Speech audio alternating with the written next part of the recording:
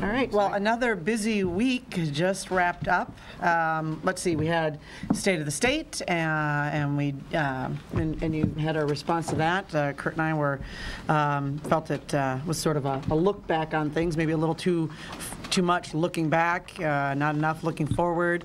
A little light on the details. A 5-point plan. A lot of investment talk, which is, I believe, a code word for spend, and then a brush over on what we think is going to be a very large, maybe the largest tax increase next week in the governor's budget.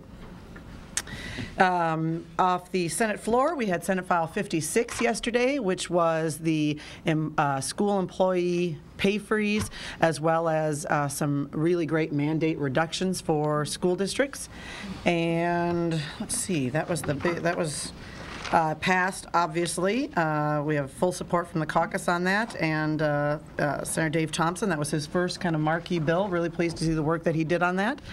And what did House covered? You better talk about House File 1. That's right. And last night, in the midst of Governor's disappointment or I guess confusion on our budgetary bill, we were doing the work of the people.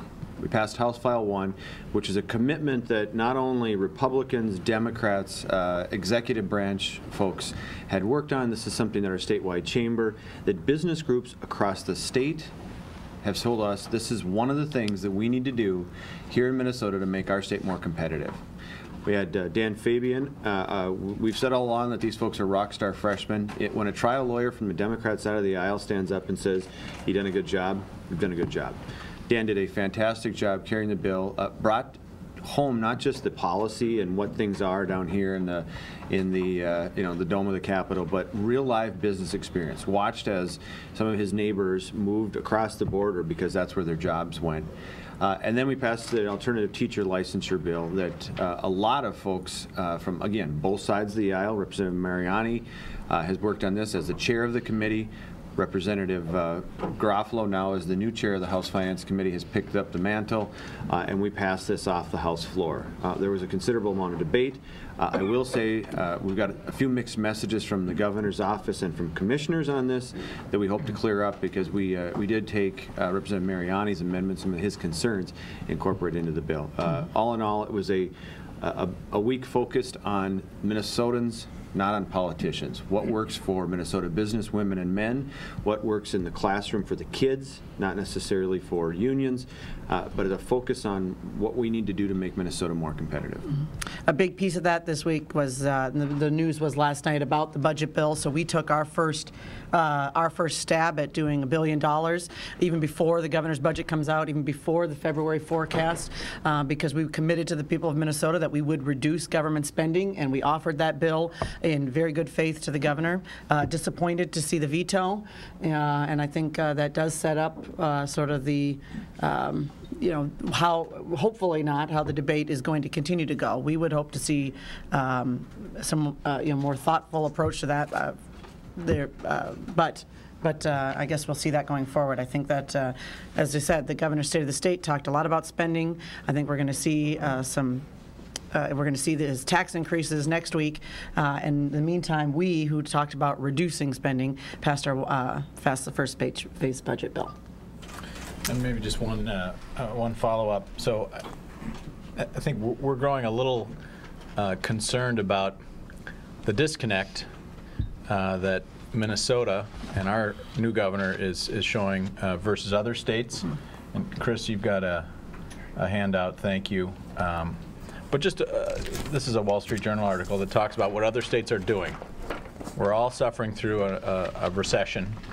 We're all suffering through multiple billion-dollar deficits, and governors and legislatures across the country are reining in spending and lowering taxes. You know, we talk about a budget deficit, but the group in front of you also believes we have a jobs deficit, and thus we have House File 1 and Senate File 1. We got to work on jobs, and so we're concerned that next week we're going to see the largest tax increase ever proposed in Minnesota. If you add up what the governor has talked about doing, and he talks about investments, we think that's spending. And he's been clear about his belief in new taxes. We think it's going to be the biggest tax increase ever. And you just look at what some other states are doing. You look at what most other states are doing, and it's really going to put us out of step, out of line. We're trying to figure out how do we attract people to a state that gets a little cold in the winter. And we want to lower the cost of doing business. We want to reform state government, figure out some new ways how to deliver services. So I hope I'm wrong about what the governor's going to bring forward on Tuesday, but it certainly looks that way, and I'll give him credit for being consistent with his with what he said as candidate Dayton. We all hope that the governor can take a cue from President Obama, who I think looked at some new majorities in Congress and has actually come to some tax compromises. And President Obama now talks about spending freezes. So I think we can get there, and we're hopeful, we're optimistic, and there's vetoes get thrown around here once in a while, but we're still rolling up our sleeves and going to work. Can I follow up on that? Did the veto yesterday at all change the dynamics around this place, the mood of the place? Is the honeymoon over? No, I mean, I don't think so. Next week, we've got the governor's budget proposal, and we're looking forward to seeing that, looking forward to discussing that. We're still pushing forward with the alternative next week, very likely off the Senate floor. You'll see something on the ways of alternative pathways to teacher licensure, and so we would hope potentially to have that to the governor's desk very soon, as well as we will have to continue our work on House File 1, Senate File 42, which is the regulating and permitting. And so those conversations continue. We've had good discussions with the governor on those. We would be very optimistic that those would get signatures. We've been listening to what he's saying. For example, on Tuesday we had breakfast with him. He put in front of us Department of Agriculture. The commissioner, Frederickson, had some concerns with feedlot language that was in the Senate version of that bill. Literally immediately following the breakfast, that bill was in Finance Committee. Colin Sheehan and I walked to Finance Committee, spoke with Doug Magnus, and that provision was pulled out. So we are making every effort to work with the governor on those bills, and we would continue to do that. So what's your next move on the budget? I mean, you offered up the first proposal, $900 million in cuts. Not going to happen. I mean, are you back to zero? You just wait and see what the governor comes up with? I mean, or do you have, what's your next move? Sure. Well, I think, again, it is a matter of talking about the process in which we were going. This is not about the next budgetary cycle in boxes. What we were talking about is at this current biennium, when we still have money left, where we still have unencumbered funds, nice way to say not spent, there was still money there that some may or may not say was going to be useful in a program, or in some cases going to be spent. What we said is if it's not going to be spent, or if it's not something that's absolutely critical to the state's needs to make Minnesota more competitive, a better place to live, then we shouldn't spend it, and we should put it towards our next budgetary cycle. That's the process we talked about. We have never said in any way, shape, or form that we were going to abdicate our responsibility to put together a budget. Absolutely will, no doubt about it, promise to have it on its desk. What we were saying is when you got a broken roof on your house in the winter, everybody's got ice jams everywhere now. You get a hole in your roof. You can't get it fixed right now, right? You're gonna have to pay the deductible on your insurance to get your roof fixed in the spring. So instead of waiting to have that $1,000 drop on your kitchen table in May, what we're saying is how about we put aside $250 every month, so when we get to May and we got to pay for our new roof, we got a little extra cash. That's the process we went through. The governor's letter saying that we didn't understand the process or the Constitution or anything, it's fine. Every governor gets his first veto letter and his first, good kick in the shins to the majority. I get that, but that's not what this was about. We were looking at a way to help ourselves be prepared for the tsunami that was coming. And he didn't agree with that. That's fine. But, from our standpoint, we thought it was a really good way to start, especially on something that the vast majority of legislators on the Democrat side of the aisle, at least in the House, have all voted for. They've all voted for. And Barry, just to he's looking at the same numbers we are. It's math. Right. We have to have a balanced budget. He has to propose the budget on Tuesday. We're all looking at the same numbers, and we have to get real here pretty quickly. We had $1 billion to the good that we offered, so it turned a 6-bus motorcycle jump into a 5-bus motorcycle jump. We thought that would probably be a pretty good idea. We're wondering, what exactly the math is going to look like on Tuesday. The pressure is obviously really on. So you're just waiting now for him to unveil his budget, will be and that'll Tuesday. kind of restart. I mean, did we go outside the normal process? Absolutely. We fully admit that. This is a year for out-of-the-box different approaches. The people of Minnesota do not want business as usual. So we fully acknowledge that, if the governor has a problem with the process, we did go outside the process. But we're in unprecedented times. Sometimes you have to do something unprecedented. And we actually, in the governor's veto letter, there is something we agree with, and based on what he said and based on what we had said, Mary Liz Holberg had a different term for it. Chair Holberg called it Christmas in June. He has sent out a letter to all of his agencies, to all of his commissioners, saying if there's something that shouldn't be spent this year, don't spend it. We're going to make sure, and we get a copy of all those letters too, with all those great suggestions from those agencies and from those commissioners, so that we know exactly, and then where these monies were being spent.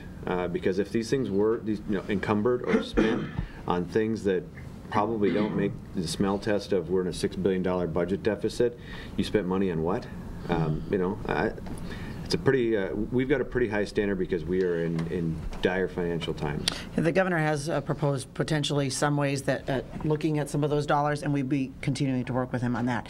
When we talked about some of the items that we'd heard about, he said, well, let's go to the agencies, let's try to find some, and he did commit to work with us. So we're not giving up on that because we can't. We're going to continue to work with the governor to find a way to capture some of those funds or make sure they're not spent. This is unprecedented. So He said in his letter that Chair Roebling had an excellent suggestion, so it sounds like he's going to follow up. Is that what you're talking about? that's what we're talking about. Exactly. We did talk to him at breakfast about that and potentially another approach to it because. You wrote his letters right here. Right. I mean, the idea. I don't think that I think the idea he was interested in. It's unfortunate we didn't go this route. I think this would have been quicker and probably a little more clean. But we're going to continue to work with him to try to, we've got, what do we have, 4 months left on this biennium? So. Looking ahead, what's your schedule going to be like for the finance division? So they're going to get to work on Wednesday morning as soon as you get the governor's proposal? Sure. Well, maybe let Matt talk about the house structure. Well, this week we're going to begin. I think Chairman Abler has an immediate review of that plan. That's obviously going to be the biggest budget, all funds budget, looking at that. So he will begin looking at this week, and our other chairs will begin taking his budget and begin reviews immediately. In the veto letter, he cites that it would increase property taxes, the Department of Revenue, by $428 million. Do you disagree with that figure from the? Right. I mean, these reductions were from last biennium. If you talk to the cities, if you talk to cities in my area, if you talk to most cities in the state, they had no intentions of that money coming back. So to say that these would be potential property tax increases, I mean, I just don't think that is likely. Talk to any city, they did not expect that money back. And they did not budget for it. The Bloomington legislative delegation met with our city council and mayor this morning. They said the same thing. We are expecting this. Even though the governor vetoed it last night, they're still expecting it in the budget that gets finally agreed to. So, How much LGA do they get? that was a bit of an exaggeration on his part. Sorry. How much LGA do they get? Bloomington? Yeah. Not much. They're a net exporter, especially in fiscal The other thing I disparity. would say is that it is factually incorrect. There's not a property tax increase in the bill. What you're basing it on is an assumption that local city governments, and we have a bunch of mayors on the House floor that said that's not what we're going to do. Right. We're not going to go out and spend willy-nilly, and we're not going to go out and just automatically say, well, the state that did this to us, we're going to do it to you. Because there's a lot of mayors and city councilmen across the great state of Minnesota that are acting very responsibly and looking at the situation that they're in, have talked with their constituents and said, look, we don't have any more money for you. We barely have enough for our families. Now's the time to live within our means. So I think that was really disingenuous to mayors and city councilmen across this great state. Senator Koch, you mentioned that, I think Senator Michelle mentioned that this could be the largest tax increase in the state's history. What are you basing that on? I'm just doing the math from the speech. So given what he wants to invest in, given what he said as a candidate, and he's been clear about what he wants to do with an income tax. So you're just basing it on the big number of the amount of money raised, not on. Okay. Right, he hasn't shared any of the details with us, and I think maybe he didn't want to. You might get that before us, Tom, but. Senator Michelle tried at breakfast. She said, "Governor, you want to give us any tips?" I did. She got the napkin. Nothing there. To the tax increase, there's been some talk that there might be some temporary tax increases involved. I would have no faith that any tax increase that would be proposed would end up being temporary. That's just not been the history of tax increases, even the supposed temporary ones that have been imposed. So we would not be supportive of that. We're not interested in raising taxes. To quote my favorite president, not long after his 100th birthday, there's nothing more permanent than a temporary government program. During the Newman ethics hearings, Senator Kalash accused Senator Newman of engaging in pay-to-play politics. Your reaction to that, and also what can you tell us about legislative assistants hired by the GOP caucus, how they're trained to do their job and how they're trained to interact with, in this case, the Minnesota Nurses Association, who wanted to meet with Senator Newman? Well, we're very pleased. The Ethics Committee came down with a unanimous bipartisan decision on that, and they found no probable cause to go forward. I would let that stand for itself. The training that the LAs receive is the same training that that all LAs receive. There's nothing different. We teach them about answering phones. We teach them about responding to constituents, and constituents are always a top priority. I think he pronounces it Kelash. But is it Kelash? I like Kalash. But we call him K squared sometimes. Yeah. Yesterday, the House came out with its deadlines. First of all, are you going to have the same deadlines as the second? And secondly, I just glanced at it. Is it a little bit accelerated for the Finance Division? The deadlines are accelerated. The March 25th deadline is our fiscal deadline, and what we've seen in past years is our policy deadlines before the fiscal deadline, so that's a little bit of a change. But the reason for that is eminently clear that that's our job. We need to tackle the budget. That's our job one, and that's why our first deadline is fiscal deadline. And the Senate will have the same deadlines. Our intention would be to pass the same deadlines. Is your plan for the next bill to send to the governor as the alternative licensure? Do you think? Likely just on the timing of it, because of House File 1 will need to we have to follow through on first, second, third reading in the Senate. So that would probably be the following week. But this week, tentatively set in, unless these things can always, some of the negotiations can fall apart, but our intention would be to get to alternative pathways this week. And are you confident the governor will sign it? Speaker, you said something about getting mixed messages from the commissioner. Yeah, well, I don't know if it was necessarily to us. I mean, it was just some of the things that were coming up on the House floor, some of the statements. The commissioner isn't okay with this, she is. I think the best way to go about it, we adopted Representative Mariani's amendment, which I think was a bipartisan compromise, with not only the House members, but some of the Senate, DFL, and Republican members as well. As Senator Koch said, they're going to take it up fairly quickly. I think the process will go through there. This is something that prior to maybe some outside groups getting involved, there was a lot of consensus around this is a way, when Arnie Duncan comes in to your state and says you were great and you're not so hot anymore, that should be a wake-up call for not just us as policymakers, but for teachers, superintendents, school boards, parents across the state. So I would hope that we all take heed of Secretary Duncan's kind of warning, or I'd call it a shot across the bow to Minnesota, that don't slip from greatness based on some internal politics. Are there significant differences between the House and Senate bills?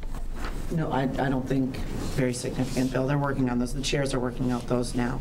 Are you guys working with the commissioners? That Governor Dayton gave us letters from the Commissioner Casilius and Austin on alternative licensure and House File 1 yesterday, saying here's some objections we have, and he said this would be the test to see how cooperative you guys can be. Sure, and I just gave the example that we got a letter. He, at the breakfast, handed us a letter from the Commissioner of Ag, and we immediately moved on that piece. Now, are we going to move off all of our positions? I mean, the governor is going to have to work with us. That's the very definition of compromise. So if it's going to be just his way or the highway on these bills, I mean, that's not compromise. But are we working with him? Absolutely, entirely. And as far as the letter from the PCA that came to the House floor, you know, from our perspective, the journey, you know, the Gunga Din journey that Representative Fabian has taken on this, carrying the water up the hill. He's been to more committees with more groups, with more people, with more organizations. I don't know how many more times along the way that the commissioner could have looked at this, and then all of a sudden, at the 11th hour, as we got the bill on the House floor, to have a letter delivered. You know, again, I think that might be an outside group trying to influence here. We've done good work, I think, working with the governor. He took some of our provisions using executive authority. Great start. A great finish would be to agree on this, to have a good compromise, and to put it into law and let business owners across the state who are looking to expand know, you know, step one, done. Check the box. That's right. There's a lot of jobs waiting on House File 1. Back to the budget, I mean, you mentioned the hope to compromise. Where do you see the two sides being able to compromise on the budget? Well, we've got to see the governor's budget first. I mean, that's really the next step is Tuesday.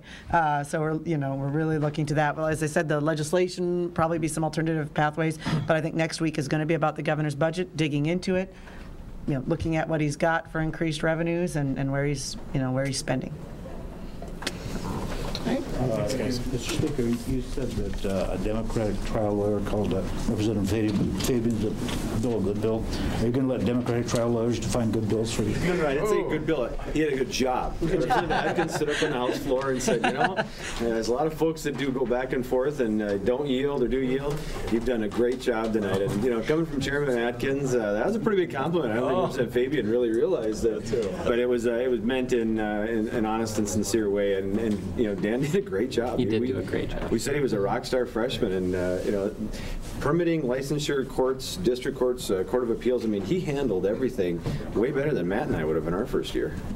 Will the Senate handle the permitting? Will it be your bill, Senator Michelle, Senator or will it be Ingebrigtsen? Ingebrigtsen's got 42, I think, bigger is the than me. Senate. Senate File 42 is the campaign. And when does that come up for a vote? We've actually, so we have their bill now. We'll take their bill. We have to give it the 3 readings. So, again, tentatively, Tim, we would have that. We wouldn't be able to take that up until a week from Monday. Okay.